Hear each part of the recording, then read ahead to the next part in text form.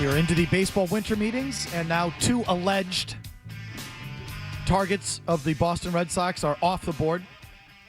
And according to reports, the Red Sox were not even close on Pete Alonso or Kyle Schwarber. That was Craig Breslow, I believe, in the last 24 hours from last night. Orlando. Mazz, why do we play that sound, and your thoughts? Because I think that, the answer tells you everything you need to know.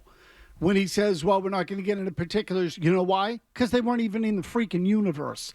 That's why. And they weren't in the universe with Pete Alonso either. And so when you look at it happening the way it's happening, my question is, what do you want? Well, look, tell me, what do the Red Sox want? Are you talking to the Red Sox or the fans? No, well, both. I mean, really more the Red Sox. What do you want? Tell me what it is that you think you're going to find on the market when you say you need a premium bat, but you don't want to spend $100 or $150 million bucks. What is it that you expect to find then? Because I can sell you, I'll give you the old Tommy Boy line. I can put a dog dump in a box and put a guarantee on it and sell it to you if you want it. That'll be guaranteed, but it's a pile of crap at the end of the day. So what is it that you want and that you think you can add to your team without actually paying anything for it? What is going on here? So now, and I'm a little bit torn because I keep hearing some different things. Okay, the first one is obvious. Does ownership just not want to spend money on big name players anymore? And by the way, Pete Alonso doesn't even qualify. And you know what? Kyle Schwarber doesn't really qualify either. The big contracts now in Major League Baseball are not $150 million deals. They're $350 million deals. That's what they are. And in fact, even those might be outdated because Ohtani and Soto got $700 million deals. So if you don't want to pay $150 million, you don't want to win and you don't want to compete. Not really. You want to make it look like you're going to compete, or you look like you want to win, but you really don't. I think you hit on it there, Mazz. So what is it? What is it? What do you want? Because I could live with the Schwarber thing. I said this yesterday. They were never going to get Schwarber. Schwarber had, it was a qualifying offer attached to him. Soon as that happened, I said, he's out. Forget Schwarber. They're not going to do that. But this... And I don't even love Alonso that much, but how many true right-handed power hitters are available on the market? Alex Bregman doesn't have the power this guy has. Now, Alex Bregman might be a more complete player, and I'm not going to cry if he comes back. But you need like a 30-homer guy in the middle of that lineup. And they don't want to pay for it. Correct. Good luck. What are we doing here? Running it like a mid-market operation. Really? What are we doing? Just now for years. You know what? I'll see you on April 1st. We'll see what happens on April 1st. Because what's happening between now and then is one big yank. Oh, thank you. And that's sort of where I'm stuck.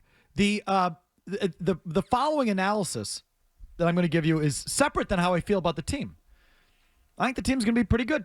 I think they're going to contend. And I don't think they suck, and I think you're going to have another interesting baseball season, and they could win at a high level and go far. I think that could absolutely happen. So this is independent of how I feel about the team and how it's going to go. I get stuck, Mazz, on the bull crap. And the bull crap that the guys that cover the team assist the team with. And how obvious it is when it's coming. And like how I want to pat myself on the back a little bit. Because when I see it and I read it and I hear it, I'm like, oh, here we go. And how the Red Sox let these guys that cover the team carry on like they're actually might be doing something, and then these guys just parrot it is laughable to me. Starting with the thing with Alex Spear a couple weeks ago, the Red Sox wouldn't signal their intention for a bat and an arm unless they fully intended to do so, to which I said, did you just start covering the team, Alex? Like you've never seen them blow smoke up your ass before? And it was like when I read that, I'm like, here we go. Now, you knew, most people knew, Schwarber was probably never a realistic consideration given left-handed and draft pick compensation. Did that stop all these guys from putting Schwarber on the list of potential Red Sox targets? No. They put it right out there with everybody else. And the team didn't do anything to dissuade the guys that cover the team from floating that out there because, yeah, maybe we'll sell a ticket in the interim. Maybe we'll give fans this impression that we're after these guys, even though I know, they were never going to do that. But they let the writers run with it. Yeah, so they're looking to generate buzz with suckers. The Bobos on the internet and the guys that cover the team, they let them do it. Never a consideration. Even this morning, Pete Abe in the Boston Globe, crucial decisions loom for Red Sox on Alex Bregman and Pete Alonso. They don't have to be an either or. That's the headline. And then he wrote that the Red Sox ownership could face a franchise-changing decision in the coming days. The Sox are focused on bringing back Bregman. That's their priority, according to sources in and out of the organization. The Sox also have the opportunity to double down and sign first baseman Pete Alonso. It's not Bregman or Alonso. It could be both, he writes. That conversation has been had at the winter meetings this week, and it's not fantasy baseball, period, paragraph. Were the Red Sox close on Pete Alonso? No. Fantasy baseball bullcrap. So I'm not blaming Pete. I'm sure he's hearing that from informed people with the Red Sox. It's a lie. And there's no, what bothers me from a coverage standpoint is that it's not like immediately treated with cynicism and skepticism. And what are you being told? By who? And what's their track record? Good grief. John Henry, since he traded Mookie Betts and got rid of Dave Dombrowski, is just interested in a predictable, consistent business. That's it. That's all he's interested in. He's not interested in winning at a high level. He'd take it, of course, but that's not his priority. His priority, first things first, is controlling costs and running a predictable business. That should be the coverage of the Red Sox, and it's not. And the amount of guys who just sort of ran with this idea that they could do something big, like without first starting with, they haven't been a deep payroll, haven't been a deep luxury tax team for years. There's a pending CBA coming up this year. John Henry has always been on the hawkish side of a new labor agreement and a new CBA and cost controls. And how is that good? This is where the offseason begins and ends. Their payroll. And too many people spend time trying to figure out and put the pieces together on the baseball field. It's not about that. It's about their payroll. And they deemed Pete Alonso not to fit onto the payroll. And that was predictable, too. See, I think the payroll is just part of the story, though, because I think that at the same time, Mike, it is about the quality of the player. Great players require mega contracts. They require them. They also blow up your payroll. Well, they do. But what they're really more worrisome of, or, is it could, at the end, it's going to be a bad contract. Mm-hmm. They won't do it. Right. They don't want bad. A good business doesn't have dead money, have bad contracts. Right. It's the dead money. A good business doesn't lose transactions. So it's not just payroll. It's maybe prospect capital.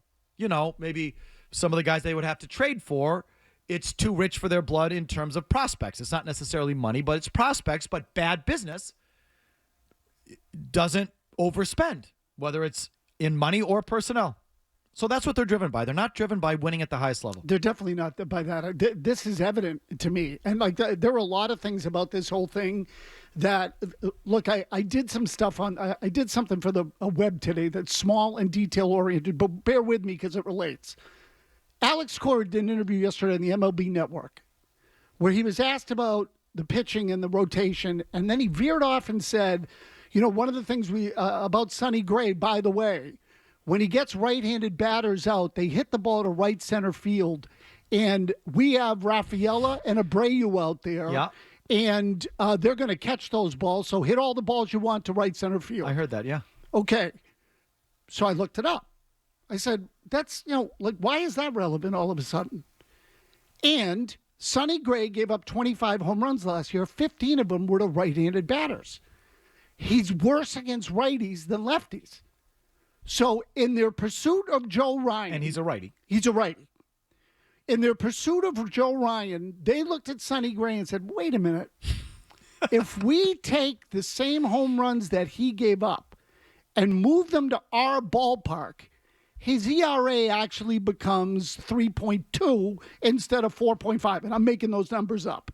But So we can actually thread the needle here, not give up the premium price in prospects for Joe Ryan, and go get this guy who we know isn't a number 2 starter, but can be something close in our ballpark when the time comes. And that's why they went for Sonny Gray. I'm now convinced of that more than ever. Well, I would disagree slightly. They went for him because of the contract. Okay, but I'm saying they went for the cheaper alternative. The deal. Because, again, Joe Ryan doesn't make a lot of money. It was the prospect capital. It was a less expensive deal for them. Right. In terms of prospects. And I think the ballpark adjusted stuff, Mazz, is how they justify it. Well, okay, but this is what I'm getting at. It starts with the deal. Is that they chose the cheaper option based on the fact that they think they can make it work. Yeah. If Sonny Gray completely sucked, I don't think they would have traded for him at all. Yeah. But they can fudge it and say, well, if we manage it properly and it's something close. So they buy the knockoff and they try to tell you they're actually hitting, a Titleist. Right. Okay, it's the same kind of crap. And as soon as I hear that, I say, then he's not as good. The player's not as good. And you're doing it anyway. So it's what you're talking about. It's about the money or it's about the cost. About the deal. And you're fudging it. So that to me, it set me off. It hit a trigger, and I looked at it and I said, so that's it. That's what they see in Sonny Gray, that they can get away with it. And that's the answer, or that's the phrase, get away with it. And I'm just not interested in getting away with it. I want good players who can get everybody out everywhere. That's what I want. And they don't want that anymore.